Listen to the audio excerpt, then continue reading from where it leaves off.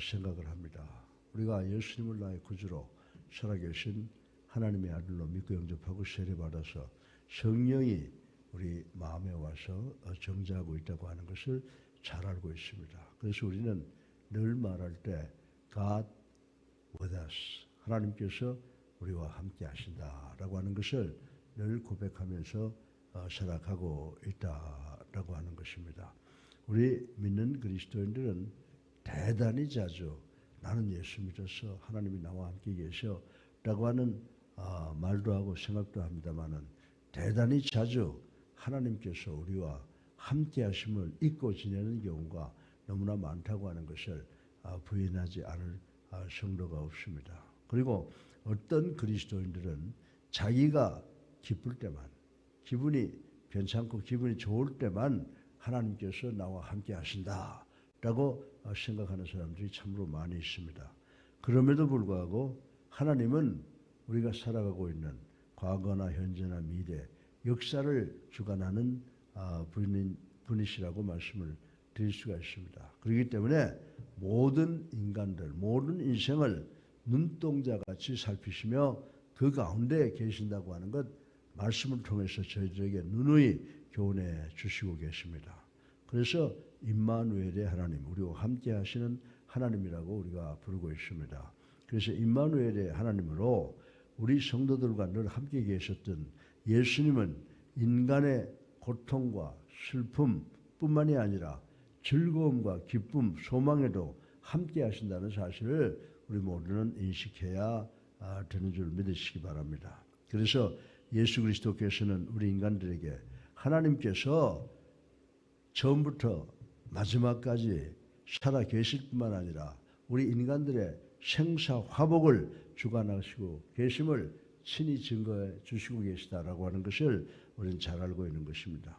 그리고 구약 성경을 보면 출애굽 당시 이스라엘 백성들이 출애굽하여 광야로 길을 행할 때 낮에는 구름 기둥, 밤에는 불 기둥이 이스라엘 백성들을 인도했다라고 하는 것을 잘 알고 있습니다. 그리고 그 후에 하나님은 모세에게 성막의 모양과 규례를 지시하여 그대로 짓게 하시면서 그 성막 안에서 하나님을 섬기도록 명령하신 사건을 우리는 잘 알고 있습니다. 성막을 짓게 하신 후에 하나님께서는 밤과 낮에 각각 불기둥과 구름기둥으로 인도하시어 하나님은 당신의 임재를 나타내셨습니다. 그러나 성막을 지은 이후 이제는 보다 더 구체적으로 그 회막 안에서 하나님 당신의 임재를 나타내셨던 것을 우리는 잘 알고 있습니다. 오늘 하나님은 성전된 우리 성도의 몸에 직접 친히 성령으로 임재하신다라고 하는 것을 우리 믿는 자들은 잘 알고 있습니다. 이렇게 임재하시는 하나님은 성도들을 어떻게 보호하십니까? 이에 대해서 오늘 본문은 세 가지로 간단하게 말씀을 하고 있습니다. 첫째로 하나님은 우리 대적을 무기력하게 만드는 능력을 갖고 계십니다. 두 번째로 하나님은 대적의 그 술수, 깨를 패하신다고 말씀을 하고 있습니다. 그리고 세 번째로 하나님은 우리의 피할 거처가, 피난처가 되어주신다라고 이 세 가지로 우리에게 위로를 하고 있습니다. 첫 번째로 오늘 설교 본론의 첫째로 하나님께서는 우리 대적의 그 막강한 세력을 무력하게 하신다고 했는데 어떻게 무력하게 하시는가를 생각해 보겠습니다. 여러분들 베드로가 성령 충만하여 전도하던 중 옥에 갇혔으나 하나님께서 그를 구출하셨다라고 하는 것을 우리는 잘 알고 있습니다. 그리고 보다 구체적으로 사도행전 16장 19절부터 34절에 보면 바울과 실라도 옥에 갇혔으나 그들이 찬양할 때 그들을 묶었던 착고가 풀리고 옥문이 열리는 기적을 체험하게 했다고 하는 사실을 우리는 잘 알고 있습니다. 그리고 구약성경에 가보면 다니엘 3장 27절에 다니엘은 방백들의 시기로 사자굴에 던져졌으나 하나님께서 사자들의 입을 봉하셨으며 또 그리고 그의 세 친구 사드락과 메삭과 그리고 아벳느고는 7배나 더 뜨거운 풀무불에 던져졌으나 머리털 하나 상하지 않고 구원받았다고 하는 사실을 우린 잘 알고 있는 것입니다. 사랑하는 예수 사랑교회 성도 여러분, 다윗은 완전 무장한 블레셋의 거인 장군 골리앗을 짱돌 하나로 이겼으며 그 외에서도 모든 승리에서 승리한 역사를 우리는 잘 알고 있습니다. 사사 기드온은 300용사를 이끌고 메뚜기 떼처럼 많은 미디안 수십만의 군대를 물리친 사건도 우리는 잘 알고 있습니다. 이외에 기독교 역사 가운데 하나님께서 성도들을 위해서 놀라운 일들을 셀 수 없이 많이 했다라고 하는 것입니다. 그리고 여러분 우리가 한번 생각해 볼 것은 무기도 없고 연약하고 훈련도 없는 초대교회 그리스도인들이 로마를 기독교국으로 정복할 수 있었던 것은 그들이 훌륭하고 강해서가 아니라 하나님의 놀라운 역사가 그들을 통해서 일어난 것이라고 하는 것을 우리는 알고 이 세상이 아무리 어렵고 힘들더라도 우리가 주님을 믿고 나가 싸워서 우리도 이 세상을 점령하는 우리와 함께 하시는 하나님만을 의지하시는 우리 모두가 되시기를 주님의 이름으로 축원합니다. 이런 사실들은 뭘 나타내 주고 있습니까? 만약 하나님께서 하시고자 하신다면 하나님께서 원하시면 언제든지 아무리 강한 대적이라도 무기력하게 만들고 물리칠 수 있다고 하는 확실한 증표로 우리에게 보여주고 있는 줄로 믿으시기를 주님의 이름으로 축원합니다. 이러한 하나님의 능력에 대한 확신이 있는 그리스도인들만이 십자가 군병으로서 하나님이 행하시는 기이한 일들을 체험할 수 있으며 또 승리의 신앙생활을 할 수 있는 줄로 믿으시기를 바랍니다. 그래서 우리와 함께 하시는 하나님은 어떤 작용을 하신다고요? 우리 대적의 세력을 무기력하게 하신다라고 하는 것을 기억하시고 오늘 하루도 승리하시는 여러분 되시기를 주님의 이름으로 축원합니다. 두 번째로 하나님께서 우리의 대적의 전략을 우리 대적의 꾀를 파하심을 생각을 해보겠습니다. 예수님께서 이 땅에 계실 때 대적들인 바리새인과 서기관들 그리고 사두개인들은 온갖 술수를 다 동원하여 그로 하여금 예수님으로 하여금 올무에 빠지게 시도했다라고 하는 것을 우리는 잘 알고 있습니다. 그러나 그러한 상황 때마다 그들은 오히려 예수님의 권위에 눌려 놀라움을 금치 못하고 돌아갔다라고 하는 것을 우리는 잘 알고 있습니다. 구약 성경에 보면 압살롬의 반역으로 인해 다윗은 도망하게 되었습니다. 다윗이 더욱 불안하게 생각했던 것은 다윗 자기의 모사였던 아히도벨이 아들 압살롬의 반역에 가담했다고 하는 사실입니다. 그래서 사무엘 하 16장 23절에 보면은 이 아히도벨의 모략은 하나님께 물어 하나님께로부터 받은 말씀과 같을 정도로 완벽했다라고 하는 내용이 있는 것을 볼 수가 있습니다. 그럼에도 불구하고 하나님께서는 아히도벨의 모략을 파하시고자 작정하셨을 때에는 그 모략이 아무런 쓸모가 없는 무용지물이 되고 말았다라고 하는 것을 우리 너무나도 잘 알고 있습니다. 예수님께서 제자들을 파송하시면서 하신 말씀 여러분 잘 기억하실 줄로 믿습니다. 마태복음 10장 19절 20절을 보면요.